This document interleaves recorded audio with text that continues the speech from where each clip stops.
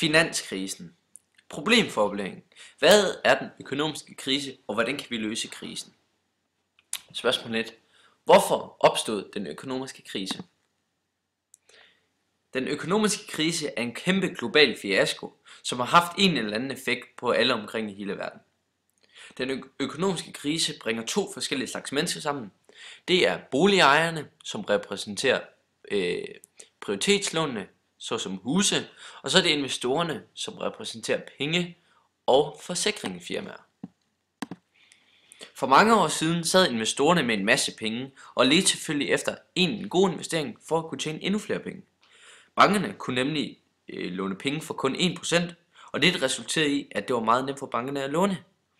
I USA begynder kreditinstitutionerne at låne penge ud til dårlige betalere, som normalt ikke vil være kreditværdige. Folk får lån til fast ejendom og fører en ekstravagant livsstil, selvom de reelt set ikke betaler lånet og renten tilbage.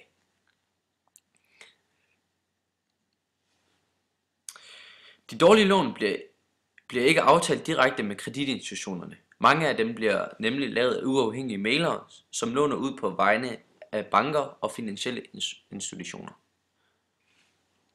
De lån, som bankerne selv aftaler, bliver garanteret af to delvis statsstøttede realkreditinstitutioner, som nu er krakket. Mæglerne er aflønnet på provision og har derfor et naturligt incitament til at låne så meget ud som muligt, selvom låntagerne er uden job og opsparing. Banker tjekker nemlig ikke låntagerne, fordi de har en sikker tro på, at huspriserne vil blive ved med at stige.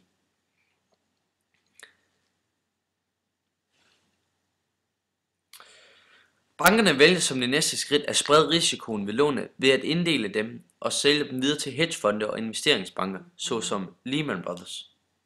Men efterhånden opdager både bankerne og hedgefonde, at der er langt større risiko ved lånene, end man først troede. Derfor laver man det nummer, der for alvor får skylden for den nuværende krise, nemlig de såkaldte CDO's, som står for Collateralized Debt Obligation. De samler alle de dårlige lån og opdeler dem i 3 puljer, som vi kan se her.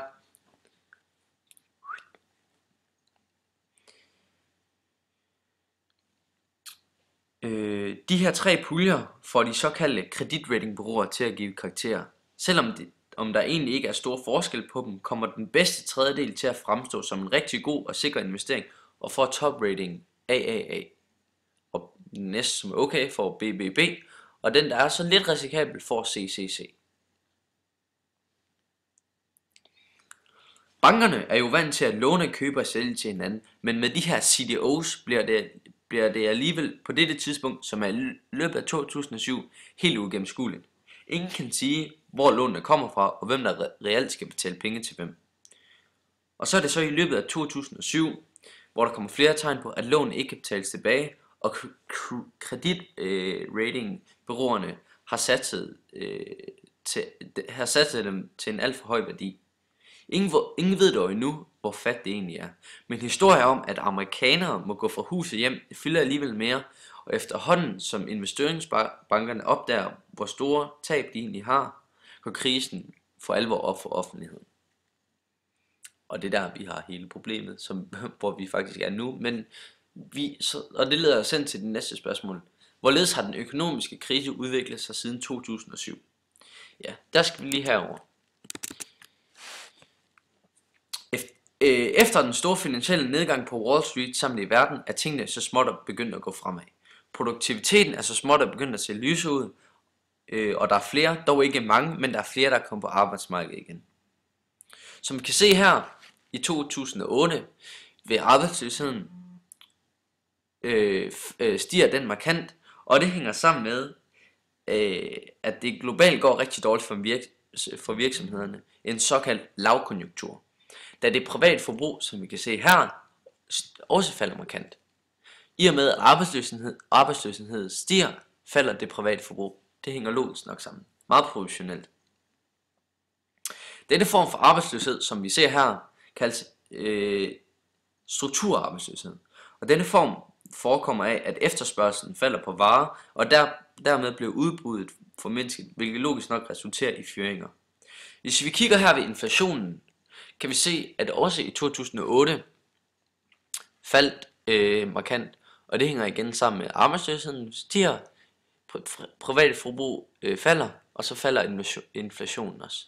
Men hvis vi kigger nu, hvordan krisen er nu, så har vi et overordnet overblik her over 3 forskellige sektorer i det økonomiske samfund her. Her har vi byggeriet, her har vi industrien, her har vi servicehaverne, og her har vi detailhandlerne. Og så hvis vi tager en rød tråd igennem det hele, så kan vi, som jeg snakkede om før, så kan vi godt se, at der er en logisk sammenhæng. Der hvor 2008 var krisen brød, så kan vi se, at det falder markant her. Men hvis vi kigger på det nu, som sagt, så er det begyndt at gå fremad. Vi kan se, at detailhandlerne, byggeriet, servicehaverne og industrien, at det begynder at gå fremad. Og hvordan er det så, at vi løser denne krise? Det leder os hen til vores næste spørgsmål. Hvorledes bør vi løse den økonomiske krise? Når vi snakker om at løse finanskrisen, er der 2 økonomiske skoler, som har deres bud på, hvordan krisen bør løses. Det er den keynesianske økonomiske skole og den neoklassiske. Men hvad er det endelige svar på løsningen? Det har de 2 skoler hver sit svar på. Hvis det stod til den keynesianske økonomiske skole, skulle staten føre en ekspansiv finanspolitik. De mener nemlig ikke, at samfundsøkonomien er selvregulerende. Så derved at føre en ekspansiv finanspolitik øger den økonomiske aktivitet ved at sænke skatterne, øge det offentlige forbrug og derved øge offentlige investeringer. Det er det mest hensigtsmæssigt, hvis man, som der også står i artiklen, er i en lavkonjunktur. Ved at sætte gang i den økonomiske aktivitet vil arbejdsløsheden falde, og så er krisen tilnærmelsesvis løst, mener keynesianerne. Altså, man må investere i samfundet, så det sidste ende kommer til gode. På den anden side er den monetaristiske økonomiske skole, som mener det modsatte. Det er faktisk her, vi har problemer, og en af grundene til, at løsningen på finanskrisen er sådan en lang proces. De mener, at markedsøkonomien selv vil finde balance, så længe markedskræfterne får lov til at fungere uden statsindgreb. Altså, at en finansiel kickstart ikke er løsningen. I modsætning til keynesianerne mener strukturalisterne ikke, at niveauet for de offentlige udgifter er den vigtigste faktor for, hvor hurtigt en økonomi vokser. Hvis det var sandt, ville Grækenland, Storbritannien og Frankrig være en af verdens bedste økonomier. De mener også, at arbejdskraftens kreativitet, dygtighed og produktivitet og åbenhed i det system, hvor den opererer, er langt vigtigere. Altså at oparbejde et endnu større underskud uden udbedring af de underliggende strukturer vil ikke genoprette væksten, mener de også. Så altså, hvad er den endelige løsning?